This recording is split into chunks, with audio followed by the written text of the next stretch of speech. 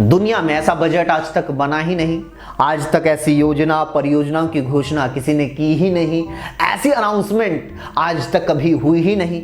इस बजट के बाद देखना, इकॉनमी बुलेट ट्रेन की रफ्तार से दौड़ेगी। जो हमारे देश के गरीब हैं वो गोवा की ट्रिप प्लान करेंगे, मिडिल क्लास यूरोप की ट्रिप प्लान करेंगे, और हमारे देश के जो अमीर लोग हैं, अडानी अंबानी जैसे, अडानी नहीं अंबानी जैसे, वो तो अब अमेरिका और चाइना को खरीद लेंगे। बजट के बारे में अगर ऐसी बातें सुननी हैं तो उसके लिए न्यूज़ चैनल्स हैं ही, लेकिन हमारी कोशिश ये रहती है कि हम वो बताएं जो न्यूज़ चैनल्स आपको नहीं बता रहे हैं, आपसे छिपा रहे हैं। क्योंकि मोदी सरकार के हर बजट के बाद देश को बड़े बड़े सपने दिखाए जाते हैं, लेकिन आज तक उनका नतीजा क्या रहा है वो तथ्य बताते हैं, वो आंकड़े बताते हैं। तथ्य ये कहते हैं कि देश के जो 1% सबसे अमीर लोग हैं उनके पास देश की 40% संपत्ति है। देश के जो 50% सबसे गरीब लोग हैं वो 64% जीएसटी भरते हैं, यानी संपत्ति पर कब्जा अमीरों का और टैक्स भरे गरीब। अगला तथ्य यह है कि सरकार कह रही है कि देश की जो प्रति व्यक्ति आय है वो दोगुनी हो गई है, जबकि हकीकत यह है कि प्रति व्यक्ति आय के मामले में जो 197 देशों की लिस्ट है उसमें भारत 142वें नंबर पर है। सरकार कहती है कि वो 80 करोड़ लोगों को मुफ्त अनाज दे रही है, फिर भी भूखमरी के मामले में भारत 121 देशों की लिस्ट में 107वें पायदान पर है। बजट में ग्रीन एनवायरनमेंट की बात की जा रही है। सच ये है कि वर्ल्ड एयर क्वालिटी इंडेक्स में जो दुनिया की सबसे पोल्यूटेड 50 सिटीज हैं उनमें 35 भारत की हैं।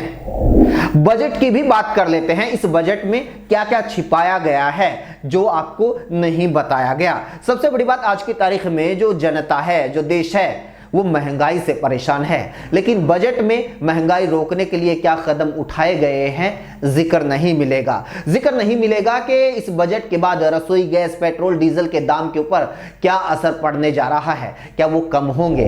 इस बजट में रिकॉर्ड तोड़ बेरोजगारी पर नकेल कसने के लिए कोई विशेष प्रावधान नहीं किए गए हैं, और उसके बारे में हम आगे भी बताएंगे कि किस तरह से और बेरोजगारी बढ़ाने की तरफ ये बजट बढ़ता हुआ नजर आ रहा है।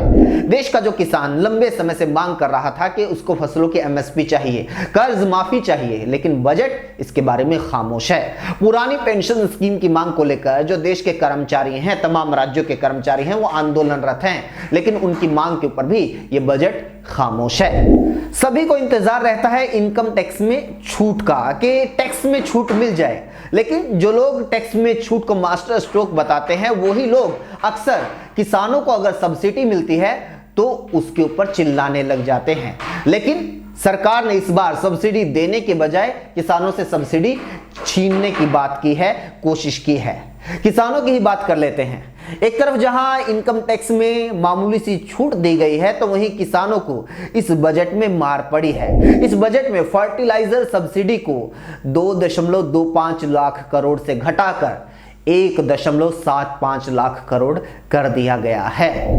पिछली बार के संशोधित बजट में जो यूरिया सब्सिडी थी वो 1,54,098 करोड़ थी। इसे इस बार घटाकर 1,31,100 करोड़ रुपए कर दिया गया है। प्रधानमंत्री कृषि सिंचाई योजना के लिए पिछले बजट में 12,954 करोड़ का ऐलान किया गया था, जो इस बार घटकर 10,787 करोड़ ही रह गया है। प्रधानमंत्री किसान सम्मान निधि के लिए पिछले बजट में 6800 करोड़ का ऐलान किया गया था। ये वही निधि है जिसके तहत किसानों को 2-2 हजार रुपए की किस्त के रूप में 6,000 रुपए सालाना मिलते हैं, लेकिन इस बार इसके बजट को भी घटाकर 60,000 करोड़ कर दिया गया है। पिछले बजट में फसल बीमा योजना के लिए 15,500 करोड़ का ऐलान किया गया था। इसे इस बार घटाकर 13,625 करोड़ कर दिया गया है। ग्रामीण विकास का बजट भी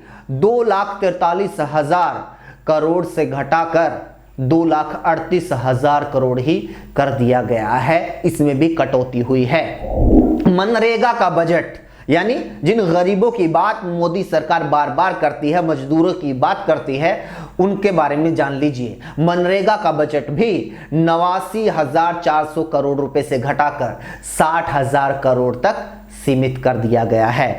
फूड सब्सिडीज उसको भी 2,87,000 करोड़ से घटाकर 1,97,000 करोड़ तक सीमित कर दिया गया है। रोजगार की सुन लीजिए, आत्मनिर्भर भारत रोजगार योजना के लिए पिछली बार 6,400 करोड़ रुपए का ऐलान किया गया था। बाद में इसे संशोधित करके 5,758 करोड़ कर दिया गया और इस बार इसमें सिर्फ 2,273 करोड़ रुपए का ऐलान हुआ है। हेल्थ सेक्टर की बात की जाए तो प्रधानमंत्री स्वास्थ्य सुरक्षा योजना के लिए ये वो योजना है जो तमाम राज्यों में, खासतौर पर जो दूरगामी क्षेत्र है वहां पर स्वास्थ्य सेवाओं को दुरुस्त करने के लिए शुरू की गई थी। प्रधानमंत्री स्वास्थ्य सुरक्षा योजना के लिए पिछले बजट में 10,000 करोड़ रुपए का ऐलान किया गया था। इसे बाद में संशोधित करके घटा दिया गया, 8,270 करोड़ कर दिया गया और इस बार के बजट में इस योजना के लिए सिर्फ 3,365 करोड़ रुपए का ही ऐलान किया गया है। ये वो फैक्टर्स हैं जो मीडिया में आपको नजर नहीं आएंगे, जो न्यूज़ चैनल्स आपको नहीं बताएंगे। हम वही बताने की कोशिश कर रहे हैं।